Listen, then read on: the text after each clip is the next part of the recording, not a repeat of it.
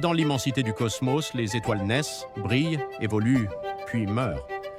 Elles commencent leur existence dans d'immenses nuages de gaz et de poussière, s'allument sous l'effet de la gravité et deviennent les phares de l'univers. Mais leur vie n'est pas éternelle. Certaines finissent en géantes rouges, d'autres explosent en supernovas, laissant derrière elles des étoiles à neutrons ou des trous noirs.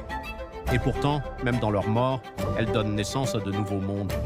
Comprendre la vie des étoiles, c'est comprendre comment la matière, la lumière et la vie elles-mêmes sont apparues.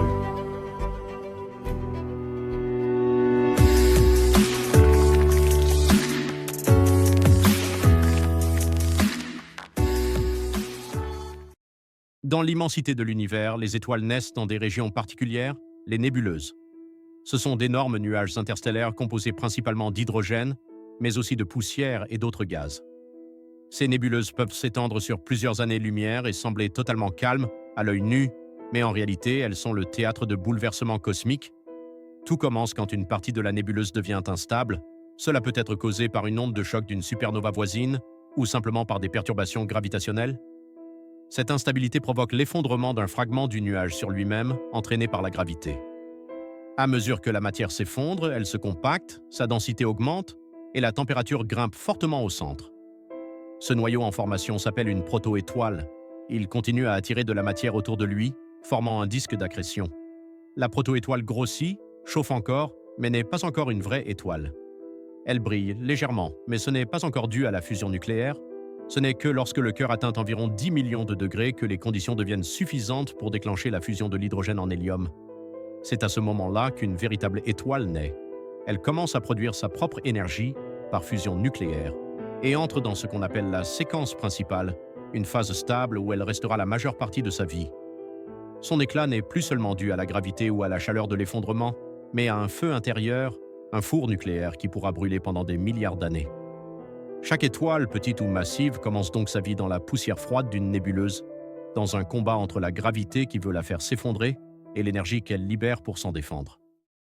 Une fois que l'étoile est née et que sa gravité a suffisamment compressé la matière, elle entre dans une phase clé appelée la séquence principale. C'est la période la plus longue de la vie d'une étoile, où elle brûle de l'hydrogène dans son noyau pour produire de l'énergie par fusion nucléaire. Cette énergie est ce qui fait briller l'étoile, en créant une pression qui contrebalance la force gravitationnelle qui tente de la faire s'effondrer. C'est un équilibre fragile mais stable qui permet à l'étoile de rester en vie pendant des millions à des milliards d'années. La durée de cette phase dépend principalement de la masse de l'étoile. Par exemple, notre Soleil, une étoile de taille moyenne, passera environ 10 milliards d'années dans cette phase. Actuellement, il est à peu près à mi-chemin, avec environ 4,6 milliards d'années déjà écoulées. Pendant cette période, il produit une lumière et une chaleur stables, essentielles à la vie sur Terre. En revanche, les étoiles beaucoup plus massives vivent bien moins longtemps. Ces étoiles énormes, souvent appelées géantes ou supergéantes, consomment leur carburant à une vitesse incroyable. Prenons l'exemple de Bételgeuse, une supergéante rouge située dans la constellation d'Orion. Cette étoile est environ 15 à 20 fois plus massive que le Soleil et des milliers de fois plus lumineuse. Bételgeuse brûle son hydrogène très rapidement et passera probablement seulement quelques millions d'années en séquence principale, une durée très courte à l'échelle cosmique. Bételgeuse est fascinante aussi parce qu'elle est très proche de la fin de sa vie. En observant ses variations de luminosité et sa taille changeante, les astronomes ont pu suivre son évolution presque en temps réel. Elle pourrait exploser sous forme de supernova dans un futur proche, à l'échelle astronomique, c'est-à-dire dans les prochains milliers d'années. Mais cette explosion pourrait aussi arriver dans les jours à venir ou dans les milliers d'années qui viennent. On ne peut pas le prévoir avec précision. C'est un événement que beaucoup d'astronomes rêvent de voir, car ce sera un spectacle spectaculaire. La supernova sera tellement brillante qu'on pourra l'observer même en pleine journée, et elle sera presque aussi éclatante que le Soleil. Le contraste est saisissant entre une étoile comme notre Soleil, qui vit lentement et sûrement, et une géante comme Bételgeuse, qui vit vite et flamboyante. Pourtant, toutes deux passent par cette fameuse séquence principale où l'hydrogène fusionne en hélium, produisant l'énergie nécessaire à leur survie.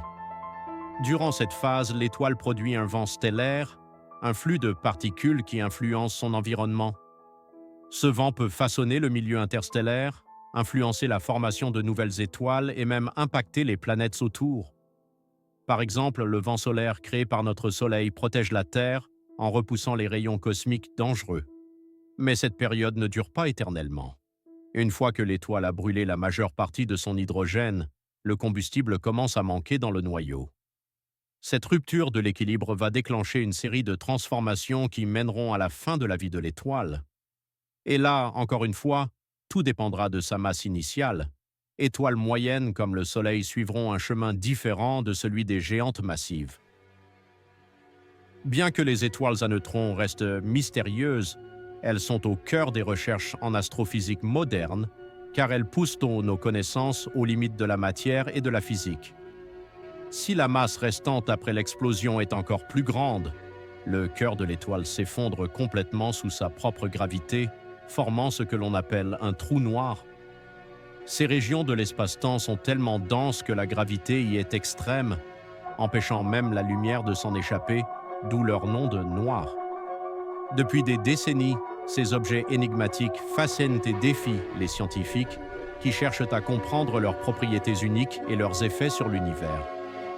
Au centre du trou noir, on trouve la singularité, un point où la densité devient infinie et où les lois classiques de la physique ne s'appliquent plus, ce qui soulève encore de nombreuses questions fondamentales.